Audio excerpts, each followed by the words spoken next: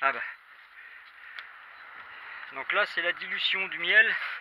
Là il y a à peu près une quinzaine de kilos de miel plus 10 litres d'eau chaude. C'est plus facile à diluer dans de l'eau chaude que dans de l'eau froide. Donc là il y en a, c'est divisé en 4 parties, c'est plus facile à travailler. Hein, donc là vous avez les 60 kilos de miel qui sont dilués. Donc il y a 3 miels différents, il y a du miel toute fleur, du miel de châtaignier, du miel de tournesol. Voilà, et là j'ai ma cuve de 200 litres, 220 litres exactement, mais il faut penser aussi que les levures travaillent, donc ça va se mettre à mousser, donc je vais remplir à partir de 200 litres, et ce qui va me faire à la sortie à peu près 170-180 litres d'hydromel.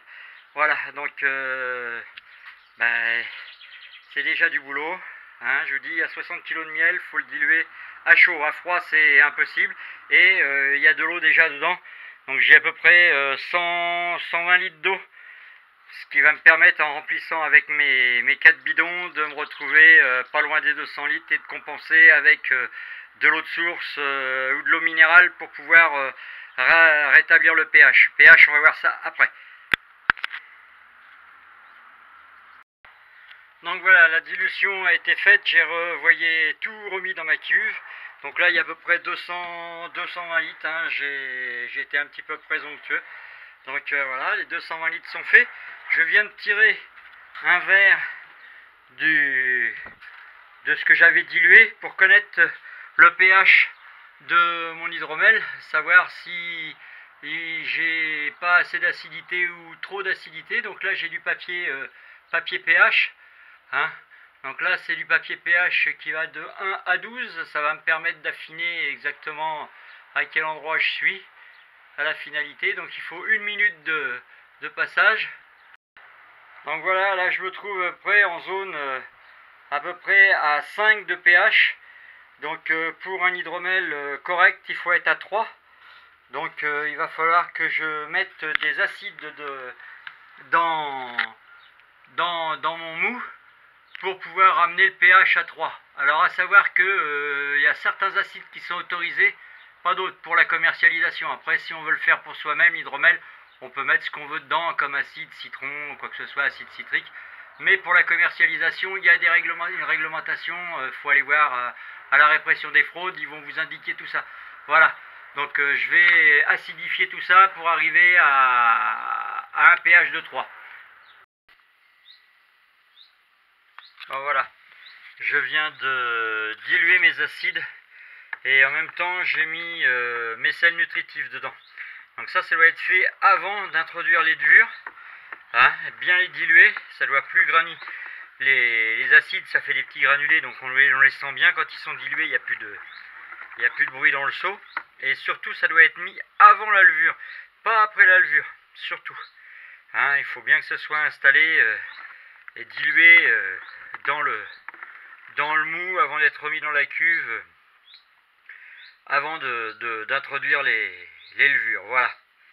Donc ça c'est fait. Alors pour les quantités, eh bien vous avez les dosages sur les paquets et d'acide et de sel nutritif. Donc pour les acides c'est 10 grammes pour 10 litres, ça fait descendre d'1 degré en pH. Donc après c'est tout un calcul. Mais voilà, je vous donne, ce sera le seul chiffrage que je pourrais vous donner. Voilà. Donc là je vais introduire les sels nutritifs et les acides. Donc les acides c'est pour faire descendre le pH parce que j'étais à 4,5 et il faut que je descende à 3. Et puis les sels nutritifs, c'est pour permettre aux levures de mieux travailler parce que dans le miel, à part le sucre, les levures elles ne vont avoir que ça pour casser la croûte. Et si on veut avoir un hydromel qui ait du goût, il faut que les levures puissent travailler correctement. Voilà. Alors il y a plein de façons hein, d'amener des sels nutritifs, mais bon, moi j'utilise ceux qui sont autorisés dans la réglementation puisque mon hydromel est commercialisé. Voilà. Voilà mes petits paquets de levures. Donc là j'ai 3 levures différentes, mais elles travaillent toutes à basse température, c'est-à-dire entre 10 et 30 degrés. Donc là comme on va tourner aux alentours de 8 jusqu'à 16-17 degrés, ça devrait bien.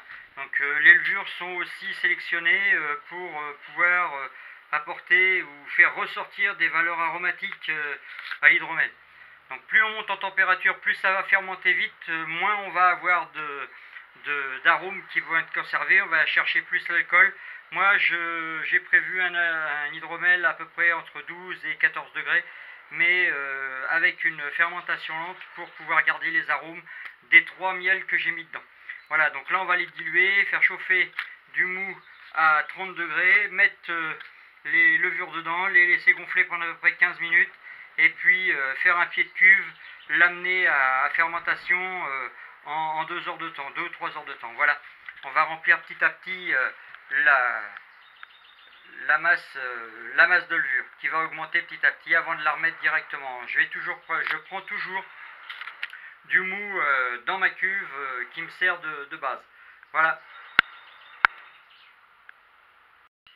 Donc voilà, je viens de mettre le mou à température, 30 degrés, à peu près 10 fois le volume de la levure que je vais utiliser. La levure est en train de se... Je suis en train de la préparer ici. Voilà, je vais la diluer et puis la recouvrir avec du film étirable et puis la laisser travailler. Après, je viendrai la mettre directement dans mon seau avec mon mou.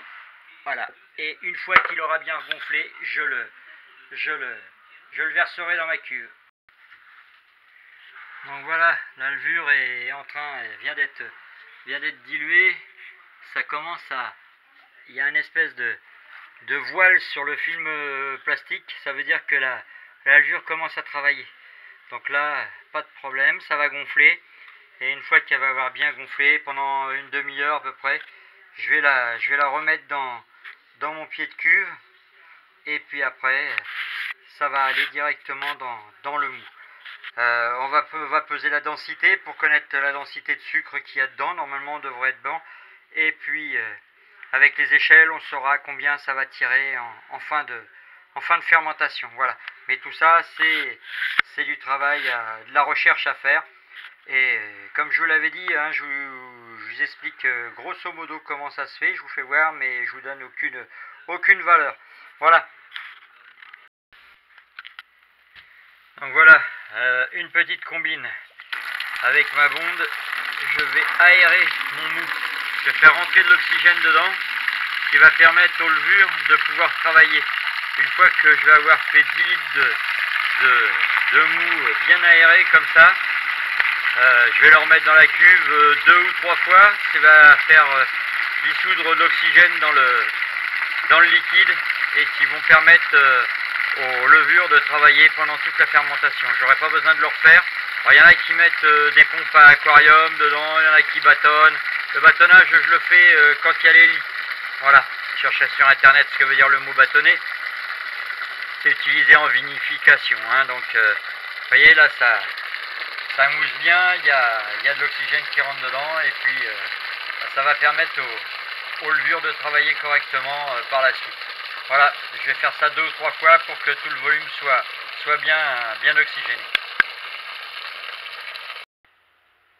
Donc voilà les levures, hein, elles ont bien travaillé. Vous voyez, c'est bien aéré, on voit qu'elles ont travaillé. Quand j'ai ouvert, il y avait une bonne odeur de levure de bière, de levure de boulanger, là, et on voit les petites bulles qui se font, ça pétille tout doucement.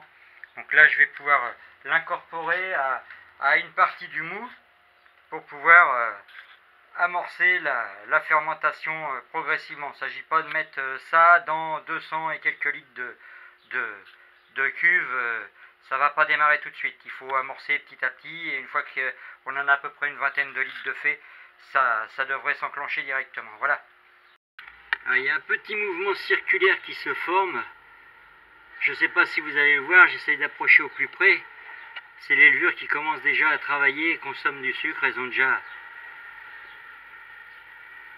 On voit les petits points blancs qui circulent tout seuls là. Ça bouge. Donc ça commence déjà à pétiller, à travailler. Voilà. Donc là, j'ai une partie du pied de cuve que je vais doubler avant de pouvoir la mettre dedans. Là, je suis en train de voir la densité de mon mou. Donc je me trouve à peu près à 1090, à peine 1090. Je suis à 1050, 1100, 1150, quelque chose comme ça. Et ça tire en alcool à peu près à peine 13 degrés. Donc je vais avoir, non, un peu plus de 13 degrés. Donc je vais avoir un hydromel qui va tourner aux alentours de 12,5 à peu près. Voilà.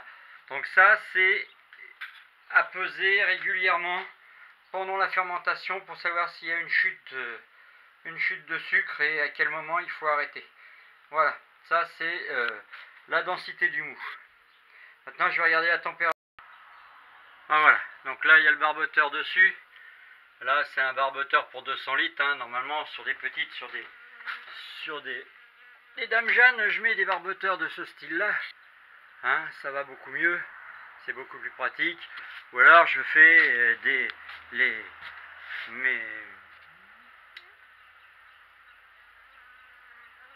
mon hydromel directement dans ces bouteilles là. C'est des bouteilles de fontaine à eau, hein.